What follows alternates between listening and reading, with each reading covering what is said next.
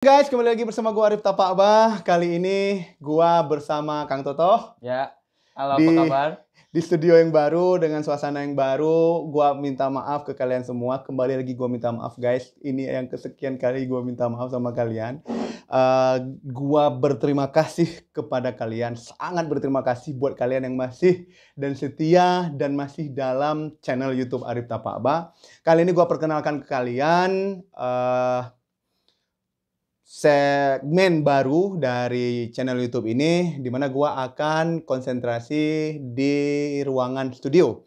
Di mana beberapa waktu yang lalu mungkin kalian lebih sering melihat gua ulin, jalan, ngelong, atau healing, bahasa anak sekarang Kang Toto ya. Yeah. Jadi kali ini gua lebih sering di studio.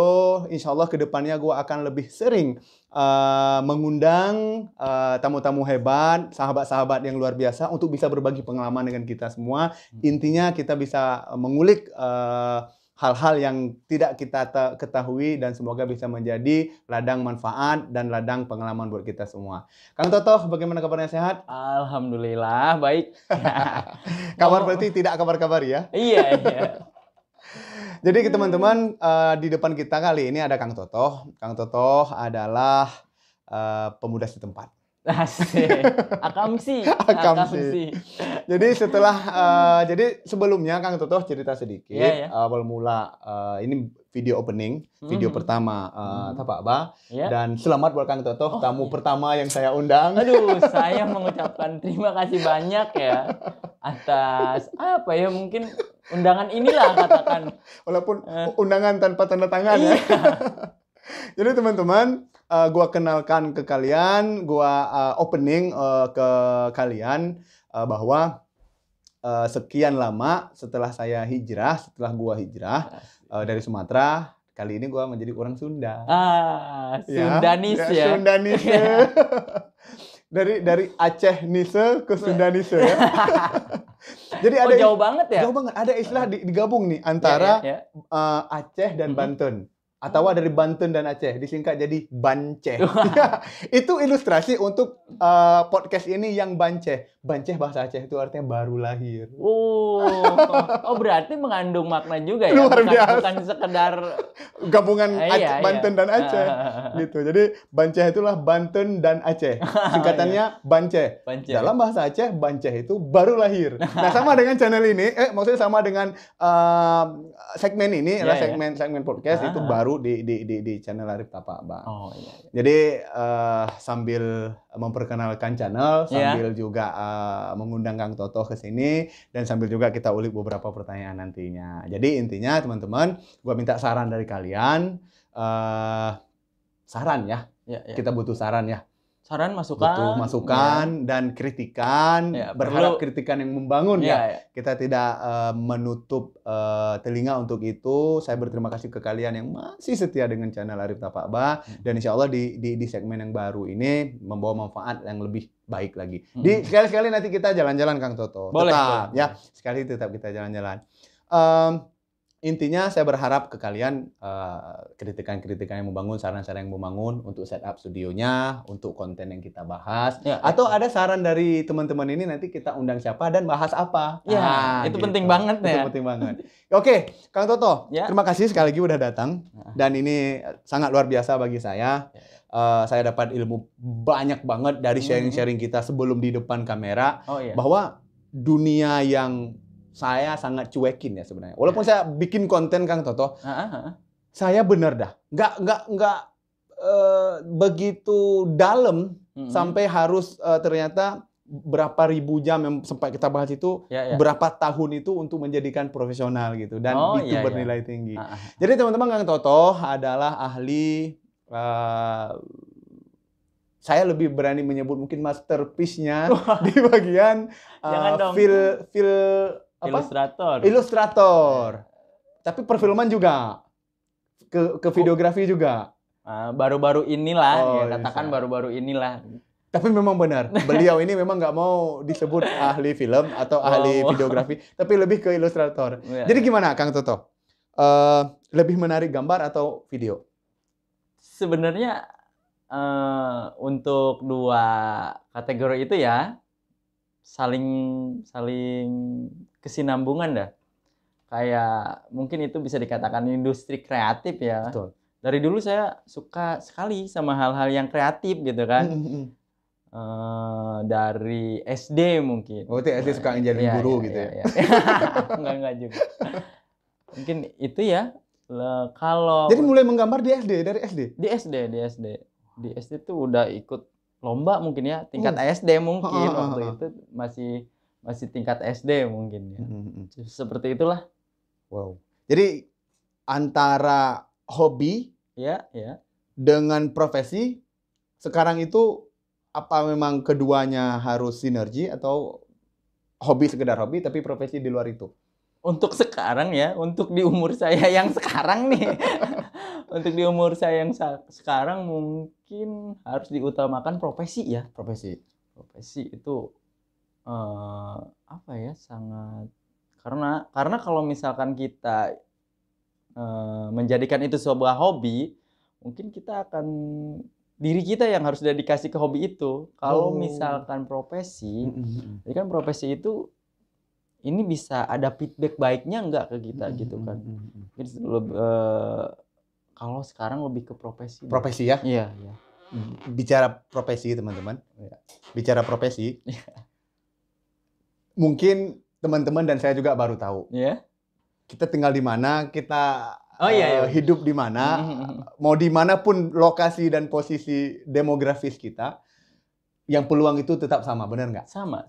Ceritain ke teman-teman ini, gimana pengalaman Kang Toto bisa mendapatkan peluang sampai ke Eropa, sampai ke luar negeri, yang jasa ini dibayar yang dengan uang dolar guys, dolar gitu, yang kita mungkin jarang ngeliat dolar. Itu gimana ceritanya Kang Toto tuh? Saya dengar pernah dapat proyek dari luar negeri gitu. Iya, benar itu? Pernah. Gimana? Itu benar sekali ya apa yang dikatakan Bang Arif ya. Sebenarnya kesempatan tuh bisa diambil dari mana aja, apalagi dengan zaman sekarang serba online gitu kan.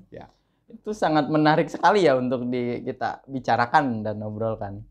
Itu tadi kan Bang Arif bilang apa? Demografis. Wilayah, area. Entah kita tinggal di mana dengan kecanggihan zaman sekarang tuh bisa digapai lah, bisa dicapai. Itu tadi tuh mengenai apa sih tadi? Ada kesempatan atau proyek lah, bisa dapat proyek dari luar negeri, bisa mengerjakan proyek, atau gini, gimana ceritanya bisa dibayar dolar lah, kayak lebih menarik pertanyaan itu. Sebenarnya dibayar dolar tuh karena emang si kliennya tuh dari luar negeri, kebetulan saja. Bukan kebetulan, persiapan. Itu sih kebetulan saja ya teman-teman. Bener apa yang dikatakan Bang Arif tuh, apa ya, contohnya gini lah. Kita hidup di zaman serba online ini, kita bisa memanfaatkannya ya dengan platform sosial media yang kita miliki. Terus masih banyak lah penyedia jasa-jasa yang lain gitu. Contohnya gini, kayak yang sudah terkenal tuh kayak Upwork tuh sebuah platform ya Bang Arif. Sebuah platform yang menyediakan jasa yang ya. Ini video apa yang lukis nih? Yang gambar. Kalau Upwork tuh bebas. Oh, bebas. Dia bukan bebas sih, lebih ke industri kreatif ya. Kalau Upwork tuh industri kreatif seperti kebutuhan apa ya? Desain logo. Editing video. Ya. Animasi video. Terus 3D modeling, ya, mungkin seperti itu ya. Platform kreatif lah. Mungkin banyaklah anak-anak sekarang di industri kreatif yang mengenal juga Fiverr tuh. Itu salah satu platform juga. Jadi masuk kita ke situ. Iya, kita daftar di situ, terus menjadi freelance-nya, terus kita kalau di Upwork tuh kita yang ngajuin propose-nya. Jadi kita yang mengajukan, misalkan Bang Arif nih yang punya proyeknya, dibutuhkan misalnya sama kayak lowongan kerja juga, dibutuhkan seorang ilustrator dengan kategori seperti ini. Lantas kita yang mengajuinnya. Bahwa kita punya A, kita tawarkan gitu, kita yang propose. Tapi begini, kita sebelumnya berarti harus punya dulu dong. Iya. Kita punya skill apa, kita punya yang bisa kita jual ya. Di dunia kreatif itu berarti apa yang bisa kita jual ya? Harus. Misalkan kita bisa jual karya apa nih? Kita cari platform itu. Sekarang begini, Kang Toto ya. Kan banyak anak-anak muda tuh yang memang hobinya tuh kadang beragam ya. Ada yang kayak tadi tuh bikin video, ada yang suka kreator kayak gitu. Apa yang menyebabkan bahasanya kok menyebabkan? Kok bisa sih Kang Toto itu bisa sampai ke Eropa gitu? Sedangkan cerita ini ya banyak kita dengar kadang mah cuman biasa-biasa aja, lokalan. Kadang bahkan tidak, maksudnya gini, hobi yang ada, kemampuan yang ada itu kadang bahasanya begini, nggak bisa mendapatkan dalam tanda kutip nilai kayak gitu. Jadi hobi ada, kemampuan ada, tapi nilainya kok, maksud nilai gitu kok kompensasi ya. Nah, itu. Ini kesempatan yang Kang Toto miliki ini dikemasnya gimana gitu sampai ke tahap seperti itu. Gitu. Untuk itu sih apa ya, kita harus bisa nyari, misalkan kita mau jual itu harus kena pasarnya gitu kan. Misalkan kita jual apa ya, orang membutuhkan tisu, sedangkan kita memberikan bukan tisu. Itu kan itu kan nggak make sense ya. Seperti itu jika kita misalkan seperti saya di dunia apa ya, ilustrator ya, kita harus nyari pasar ilustratornya juga. Itu bisa dihargai. Bisa dihargai. Project terakhir itu di mana? Tahu negara mana nih? Indonesia. Oh, Indonesia. Tapi saya ada cerita yang menarik ya. Saya lupa, ini kita ulik di luar studio teman-teman. Jadi di saat beberapa negara sedang berperang ini, tapi Kang Toto malah mendapatkan berkah dari negara Israel kalau tidak salah ya. Itu gimana ceritanya? Oh, itu tuh pas tahun 2015. Oke, 2015 ya. 2015 saya coba di namanya 99design.com. 99design.com. Orang-orang freelance pasti tahulah 99design.com. Itu tuh 2015. Terus saya lihat ada perusahaan dari Israel yang membutuhkan sebuah logo untuk perusahaan mereka. Nah, sedangkan di balik itu apa 2015 lagi rame-ramenya ya seperti itulah gitu. Terus saya coba mengajukan, coba saya propose dan kebetulan dibalas lah sama mereka. Terus saya kerjakan dan ya lumayan. Wow. Waktu itu mata uang Israel atau mata uang dolar nih? Oh, dolar kalau. Iya. Sisain saya selembar ya. Nah, sekarang Kang Toto. Sekarang nih. Ini kan era-era kita masih sacrifice, kita masih benar-benar berjuang banget ini. Transisi dari era normal ke era new normal ya. Kebiasaan baru. Jadi kan banyak kebiasaan-kebiasaan yang memang di luar daripada yang biasa. Terkait dunia kreator nih, dunia kreatif ya. Ada nggak ngerasa lebih gimana nih tahun-tahun ini nih? Lebih berat atau lebih mudah gitu, atau sama aja, atau persiapan yang memang kadang kita terlupakan, gimana nih persiapannya? Ini satu pertanyaan untuk dirangkum semua. Kalau itu dampak ya. Dari sebenarnya kalau COVID tuh, kalau saya pribadi ya, kalau COVID tuh enak banget. Oh, kenapa disebut enaknya? Karena kan kita work from anywhere. Yes. Ya, kerja bisa di mana aja. Itu. Dan yang kedua tuh, karena emang pas COVID tuh basicnya semua di rumah, online. Nah itu enaknya itu seperti itu. Mungkin bisa lebih banyak yang membutuhkan, membutuhkan kayak ilustrator, kayak lebih banyak yang order lah katakan gitu. Memang pas COVID itu apa-apa kan jualan ya. Memang di dunia trading itu memang lebih banyak di rumah ya. Memanfaatkan fasilitas platform-platform yang ada. Jadi lebih banyak dibutuhkan memang jasa yang gini ya. Jadi ketika produknya dibikin animasi atau jadi iklan gitu ya. Wow. Tapi gini Kang Toto, jam tayang menurut Kang Toto untuk bisa dan kita percaya diri untuk terjun ke platform yang tadi disebutkan itu. Butuh preparation yang seperti apa, dan semoga ini bisa menjadi tips dan apa bahasanya ya, saran untuk teman-teman untuk preparation, untuk persiapan ini. Misalkan saya ini, misalkan. Jangan deh. Kang Beben misalkan. Gimana Kang Beben? Misalkan Kang Beben nih ya. Kang Beben ini baru lulus SMA misalkan. Ini saya jujur teman-teman, saya lebih senang dan berharap yang menonton ini adalah generasi muda yang tentunya akan lebih lagi galau. Ya, lebih apa ya? Mereka itu nggak berpatok kepada yang normal. Oh iya. Ini kita udah bicarakan new normal. Iya. Sekarang gini, saya jujur teman-teman, saya lebih senang memotivasi teman-teman ini untuk tidak menjadi, mohon maaf ya, dalam tanda kutip berarti kesempatan kita bisa hidup itu tidak di pegawai negeri sipil, dan tanda kutip teman-teman ini saya tidak menyinggung siapapun. Tapi banyak sebenarnya peluang di luar kalau mau sedikit aja diulik, sedikit lebih tekun, lebih ulet, dan kita cekatan dan membuka diri untuk adaptasi. Peluang itu sebenarnya sangat luar biasa. Sangat banyak. Dan Tapak Ba Podcast boleh dikatakan salah satu konsentrasinya adalah bagaimana bertumbuh dan menjadikan UMKM tangguh, Kang Toto. Wah, itu. Nah, ini kan ini termasuk UMKM nggak sih? Kang Toto ini bekerja profesi ini termasuk ya? Termasuk kali ya. Mungkin karena secara visual karena kita tidak memiliki base atau tidak ber-office, tidak ada toko atau tidak ada office. Kembali ke pertanyaan tadi, preparation nih. Untuk bisa di tahap ini, Kang Toto, untuk bisa di tahap ini, Kang Toto itu sebenarnya nih untuk new generation ini butuh berapa jam tayang atau butuh berapa persiapan gitu?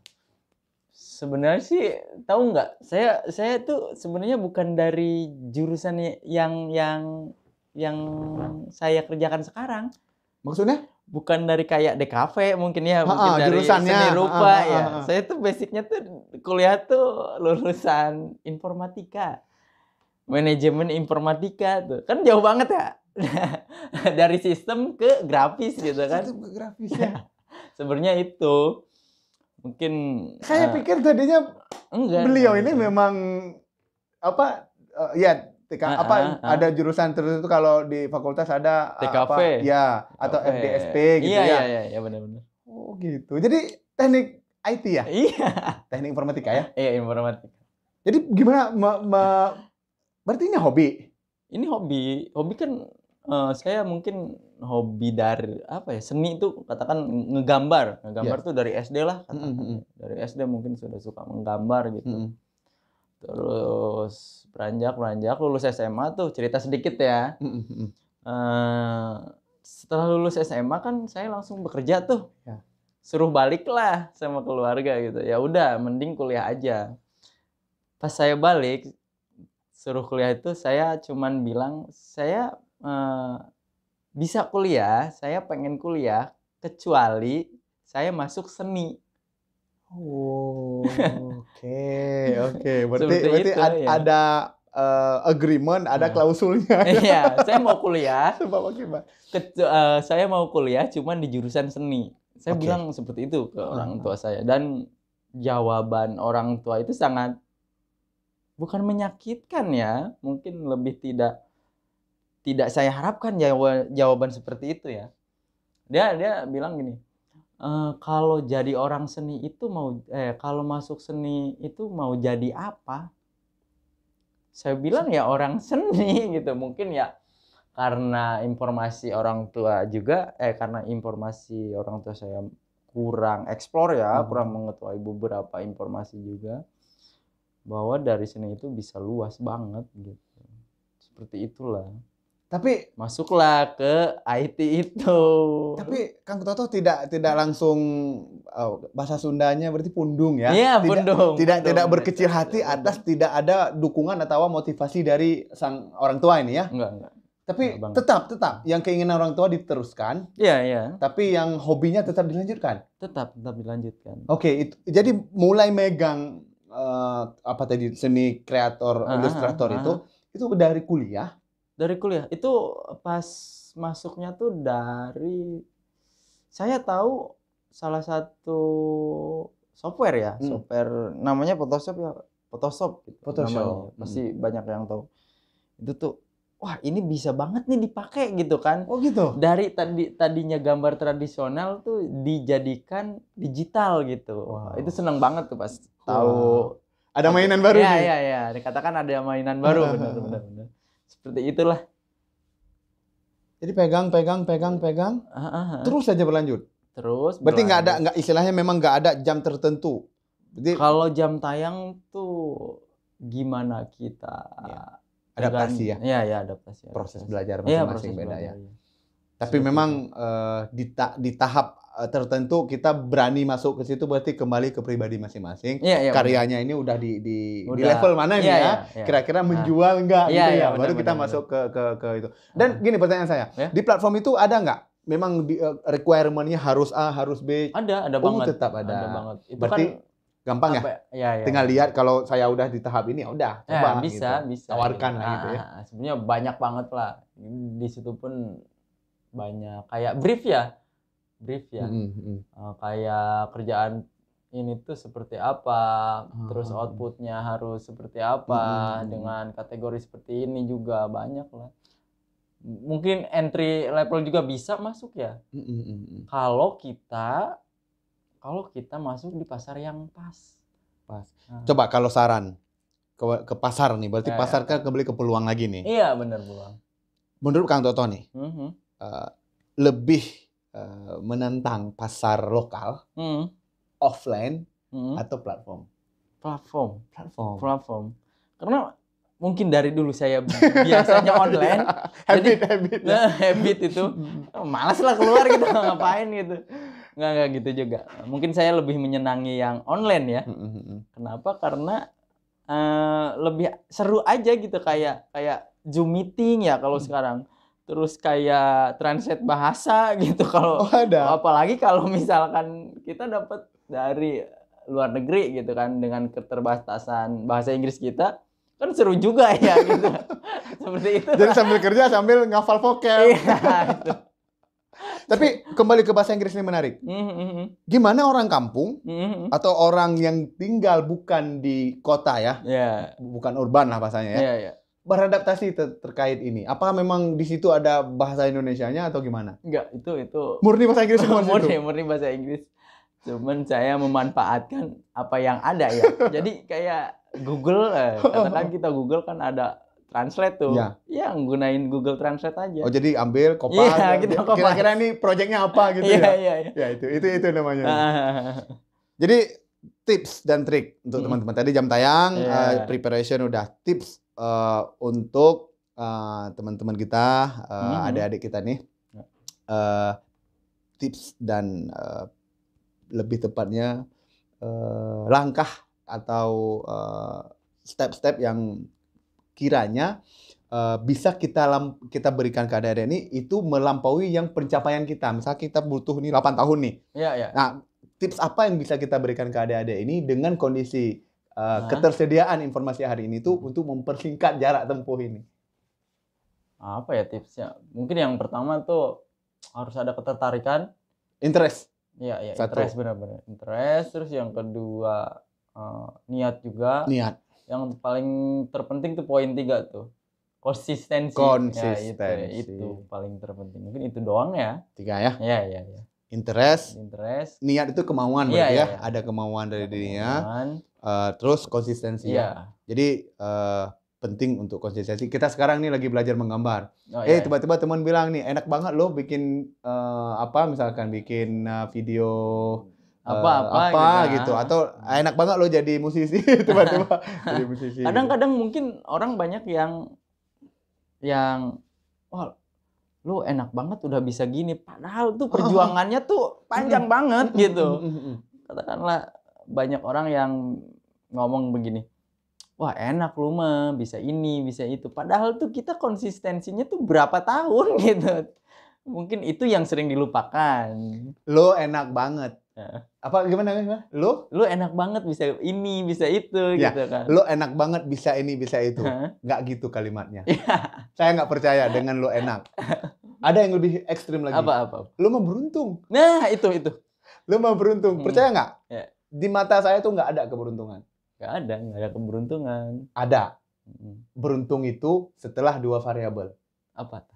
Variabel persiapan dan kesiapan. Pada timing yang tepat, ada peluang, lu tangkap, baru lu beruntung. Percaya nggak? Iya, benar.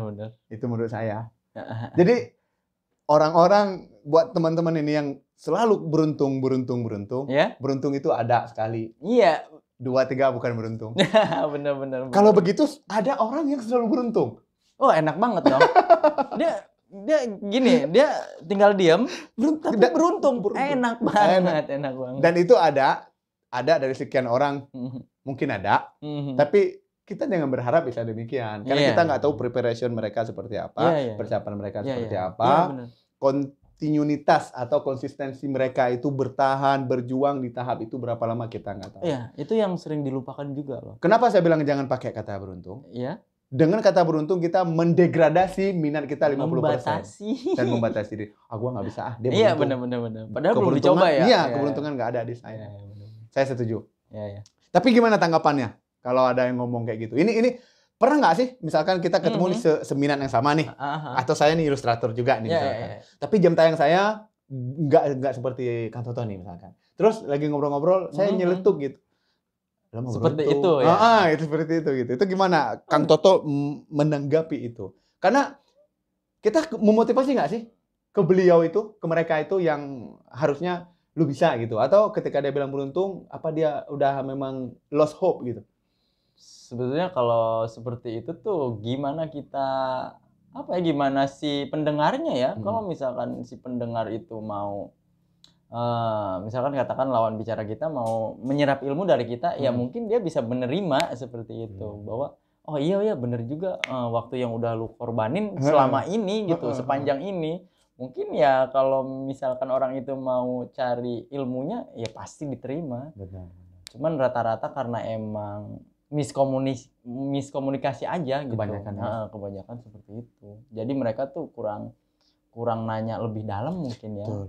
Kok bisa sampai ke tahap seperti ini yang Bang Arif tadi katakan tuh. Padahal panjang banget. Ya yang kadang memang untold story ya. Kita nggak perlu menceritakan itu. Dan kadang memang orang nggak mau tahu itu kebanyakannya. Kebanyakan orang tuh nggak mau tahu itu. Padahal kalau dia bisa mengikuti jejak, sebenarnya bisa aja. Bisa, sangat bisa.